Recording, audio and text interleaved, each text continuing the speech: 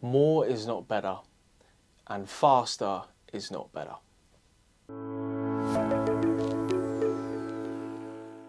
Hey guys, it's Mike from Job Ready English, here to help you get hired.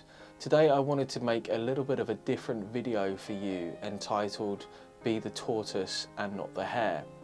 Now, around about this time of the year, which is October 2023, I will speak to lots of graduates who are trying to find a job, who feel like they're getting left behind, who feel like they haven't even started yet and they start to get really anxious and panicky, and I'll have lots of one-to-one calls and consults with different people. And I often see myself giving the same advice, and this is advice that actually hasn't really changed for 10 years since I've been doing this from 2013. But it's something, a philosophy that has really solidified itself in my mind only this year.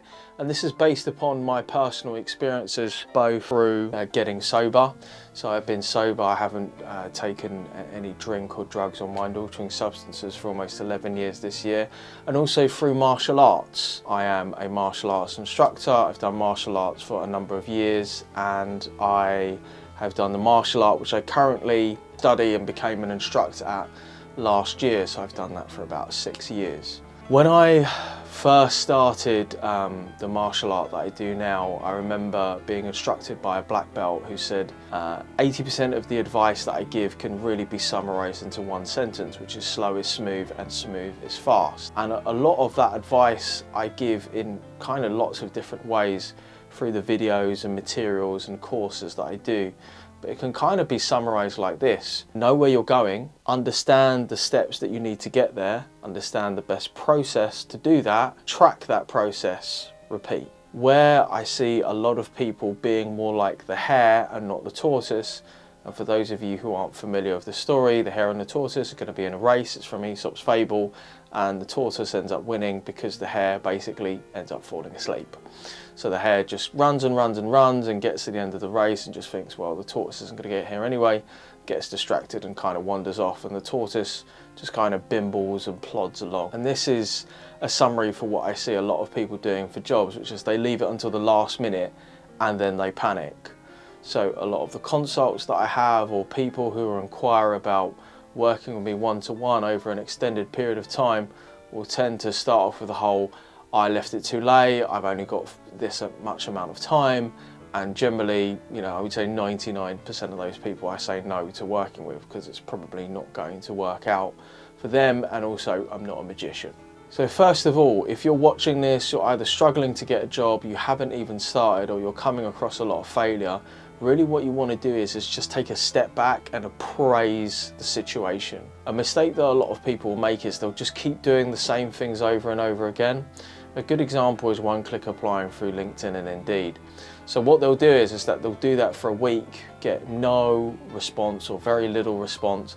Maybe they're hammering it, like sending 100 applications a day, for example. And afterwards they're kind of sitting there thinking, well, I've sent 500 applications, no one's really gotten back to me. What should I do? I'm just going to do more of that next week and the week after and the week after and hope that something changes. In all likelihood, nothing changes.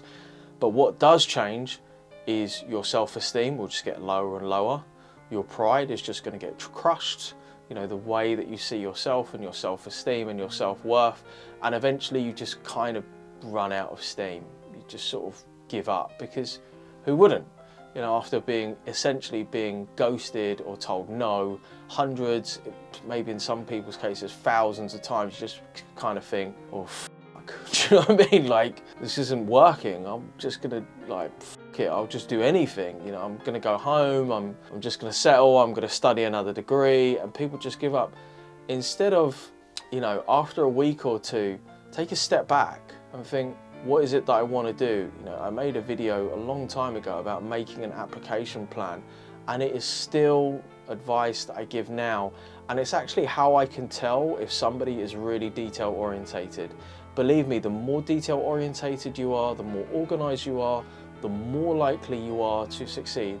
It is the people who are random and chaotic and spontaneous who do not succeed. because they don't really fucking know what they're doing, to be honest with you. They're just like, yeah, I'll do an application here, I'm going to send a CV there, I'm going to spend 3 hours doing this, but actually I'm going to spend 2 hours and 55 minutes on my phone just looking at random shit, and then I'm just going to say that I did stuff because I want to look busy and I don't want to look like a fool. I don't want to look stupid. I don't want to look like I'm not as good as my friends, even though I kind of think that I'm smarter than them, and how did he get a job and how has she got an internship and nothing's worked out for me. The reason being is you're being like the hare and not the fucking tortoise. So the tortoise just kind of sat there and went, well, I know where I need to go. I know how I'm going to get there. I'm just going to put one foot in front of the other. And people don't like being the tortoise because it's boring. It's not sexy. It's not like, oh yeah, and then I'm going to do this, and I'm going to do this, and then, you know, this happened, and I'm going to go here. But really, if you planned, said, right, these are the 50 companies that I'm going to apply to. This is the link to all their websites. These are the jobs that I'm going to apply to. Cool. Then I'm going to do my CV. Then I'm going to systematically start sending out cover letters and doing application forms. Then I'm going to practice 1 online test a day. Then I'm going to start preparing interview scripts, staff stories from the 28 most common questions. If you don't know what that is, you can go to courses.jobreadenglish.com, the link down in the description below, and find out more from a book, which basically costs a £5. It's been bought thousands of times now. And then I'm going to start preparing for my interviews, and then I'm going to start doing my interviews. Then I'm going to start preparing for my assessment centres, using my ACE Assessment Centre bundle from Job Ready English, included, and so on and so forth, right? That process is going to take a couple of months. So again, being the tortoise and not the hare, because people will get discouraged because they started looking for a job last week and they haven't got a job. And actually, when you ask them and you say, well, how many jobs have you applied to? They're like, oh, well, I applied to like 6 jobs and no one got back to me. And I'm like, are you serious? You applied to 6 jobs? Fucking come back to me when you've applied for 60. And also, are those high quality applications? Are you just dashing out applications like, yeah, CV, boom, boom, boom, boom, cover letter, just replace the name of the company, boom, boom, boom, boom, like sending it out? Stop being the hare. Stop basically getting upset because you are getting no results for putting in effort. That is 99% of the people that I come across. When I really dissect it with them and I'm like, cool, where's your application plan? How many companies have you applied to? Let's see your applications. Let's see your cover letters. Let's see your interview scripts. What have you actually done? And when they break it down, they haven't really done very much, because deep down, basically just feel like they're a little bit better than everybody else. And they know they don't need to put in the same time and the effort. They're the arrogant hare who just races off going like, that tortoise is a mug. Like, I'm absolutely going to win. There was no way that he could beat me. I'm amazing. That may well be the case, but you still have to put in the same amount of time and effort as other people. You may get a result faster, but until you get a result, you are no better than anybody else. Just because you got a better grade at university doesn't matter. It's completely irrelevant, because that's not what you're being tested on. You're being tested on to get a job. And I say this because it's so important to understand, particularly in a day and an age when I see so many people questing on YouTube for a hack, a shortcut, the golden rules, the secret key, the blah blah. And I see a lot of career channels doing that. And to be honest with you, quite a lot of what they're talking about is just complete and utter, because they're not really doing that with anybody. Or they've done it themselves once, right? And I just sort of think, when you sat there and you've done it with hundreds, if not well over 1,000 people one-to-one, you get to see what works and what doesn't. That doesn't mean that I'm special and different to anybody else, but it does mean I've got a lot more experience of actually putting the tools into place. So be methodical, be organized, be like the tortoise, get your plan done. Diarise things, schedule it out, make it easy to win the game. So a lot of people, they're either unrealistic about the time it takes or the expectations themselves. Like, they start practicing online tests. Our recommended test provider is Job Test Prep. You can find the link down in the description below. And they're like, oh, like I'm terrible at tests. I go, okay, well that's expected. It's not unexpected. I didn't expect you to be good at tests. They're like, oh yeah, and I just can't seem to get better. What do I do? Like, how can I get better? And I'm like, you get better by doing more. How many more? I don't know, 20. They're like, 20? How am I going to do that? I can't do all of those in a day. And I'm like, no, it's going to take you like a month because you're not good at this thing. And to get better is going to take a little bit of time. And we're really not talking about a long space of time, but I implore you, because I see so many people just get really unwell. It really affects your mental health. Because they'll be like, oh, I've been trying for ages. And I'm like, look, this is a 3 to 6 month process. So if you're watching this and you've just started your degree, then now is, if you get started now, then you're early and that's great. If you've just finished your degree, then you've got 3 to 6 months ahead of you. Now that isn't to say that somebody isn't going to break the rule. Much like when they used to talk about cigarettes being bad for you, and somebody would go, well, my great uncle Stanley, he's been smoking for 70 years and he's still alive and he's 90 years old. So but what about all the other people who are dead from cancer? I think I'll believe that. And what I'm saying to you is, don't be that person who thinks that they're special and different and thinks they're going to be like Uncle Stanley with cigarettes. Just think, right, what do I need to do? Reasonably, how long is this going to take? Chunk down your time, diarise it, treat it like a skill that you're trying to get good at. And think about skills that you have gotten good at in the past.